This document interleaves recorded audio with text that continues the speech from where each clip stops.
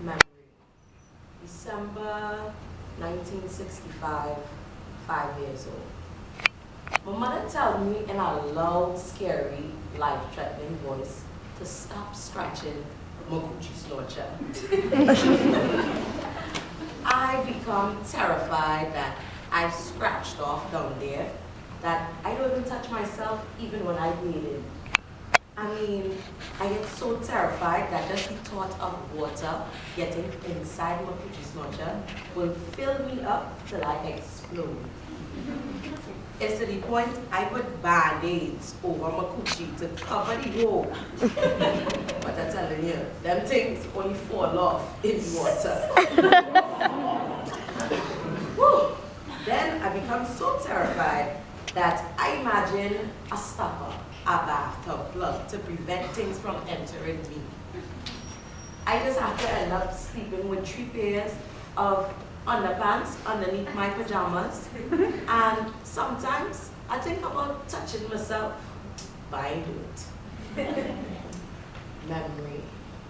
7 years old. Mr. Edgar Montague, who's 10 years old, gets angry at me and decides that he's going to punch me in my coochie snorcher. I feel like this boy break my entire self.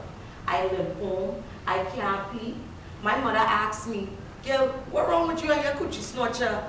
When I tried to explain to my mother what Edgar did to me, this woman yelled at me and she said, "Never let anybody touch you in your coochie snorcher ever again."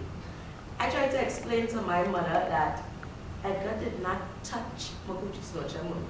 Edgar punched my coochie snorcher. Memory. 10 years old. I am at my father's house and he's having a party upstairs and everybody drinking, dancing, all kind of thing, and I alone playing in the basement with this white bra and this cotton underpants that the woman gave me. And then all of a sudden I just remember that my father's best friend, this big man named Alfred, comes from behind me and pulls my underpants down and stick his big penis into my coochie snorcher. I cry, I kick, I scream, I try to fight this man off, but he already gets in. All I remember is just seeing my father standing, and he have a gun. And all I can remember is just hearing this loud, horrible noise. Then it happened so fast that I just see blood all over me and Alfred, that just the sight of all the blood just make me go crazy. That moment, I feel like I break my, I don't know, just like that whole experience just make me believe that my coochie snorcher has fallen out. Alfred is paralyzed for life, and my mother does not allow me to see my father for 7 years. Memory. 16 years old. There's this gorgeous 24-year-old woman that lives in my neighborhood. I want to tell all you, this woman is gorgeous.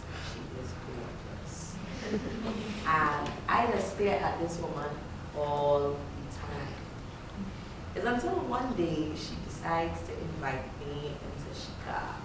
And when I get in Chicago, she turned to me and asked me if I like to kiss boys. I turned to she, I don't like to do that. So from the moment I tell her I like to do that, well, you know, she probably doesn't think it's something. So she told me she wanted to show me something. And this woman leans over and kisses me so softly on my lips, and then put she tongue in my mouth. Oh, myself in this woman's car. She tell me she want me to come over to she house. And then she leave her again and kiss me again, Olive. And then she tell me to relax, to feel it. Let our tongues feel it.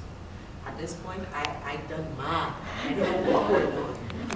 She tell me that she want, you know, me to just feel what's going on at the moment. And I remember she asked my mother if I could spend the night at she house. And of course, mommy is delighted because such a beautiful and successful woman has taken interest in me.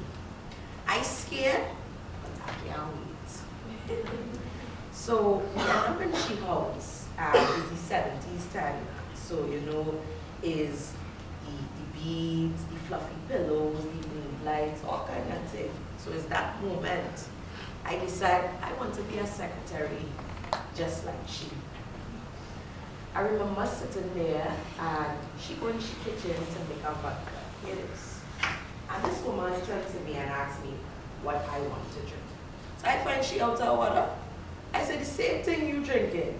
She says to me, she doesn't think my mother would like me drinking vodka. I said, well, I don't think my mother would like me kissing girls like that. So of course I get my way and both me and she, we drinking vodka together. So then she decided to change clothes and she changed into this chocolate satin teddy. And when I tell her that she looked real sexy, she looked real sexy. And before, I used to find them butch and them to be ugly. But she ain't look ugly tonight. I turned to she, I said, you look real beautiful. She replied with a, you know, you looking good too. You hear me? I only have on this white brown cotton on the back. What good I could be looking? So of course, she decides to dress me in a nice cotton satin teddy. And it's lavender, like the first soft days of spring. I don't know if we'll get spring out here yet, but it's real nice. And at this point, I loose and I wild, because the vodka don't get to my head. I'm ready for something, I know what. And I sit down and I look up, and over she bed, I see this picture of this naked black woman with a huge afro. I think to myself, what's going on here? Then all of a sudden, I just feel this woman lay me down smoothly. And just our bodies rubbing just make me come. Oh my God. And at that moment, that woman teach me everything about my Gucci sweatshirt. Everything that I thought was nasty before, well, I ain't think it nasty no more. That woman made me get so hot and so wild. All I remember she telling me was, your vagina, untouched by man. It smells so nice, so fresh, so clean. I wish it could stay that way forever. She tell me that, I get crazy. And then, all kind of things that happen there. Then all of a sudden, the food rings and spoil me vibes. And guess who won the food? Mommy. When I swear this woman does catch me every time I doing things I'm not supposed to be doing. I'm breathing so hard because you know all kind of thing going on. I don't know. And I try to catch my breath. When I answer the phone, all I remember mommy saying, girl, what's wrong with you? You running or what? You hear me? No, mommy, I'm exercising. Well, you know, I hate to exercise. So she tell the woman, make sure there ain't no boys around here. Well, of course there ain't no boys around here. She tell, the woman, she tell her, trust me, there's no boys around here. I said, of course there ain't no boys around here. It's only you and me. Afterwards, when she gets off the phone now, that woman teach me everything about my Gucci sculpture. When I say she's thorough, she's real thorough. That woman, she make me play myself in front of her. She teach me all types of ways to give myself pleasure. And then she told me to remember something. And if I remember correctly, she said to me, always remember know how to give yourself pleasure so that you will never have to rely on a man. And it was after that morning when I wake up, I get so worried that I become a butch because I so in love with she. And she just laughing at me. And I never get to see she after that again. And it was that moment that I realized she was my surprising. She was my unexpected and politically incorrect salvation. That woman transformed my sorry ass coochie snatcher and she raised it into one kind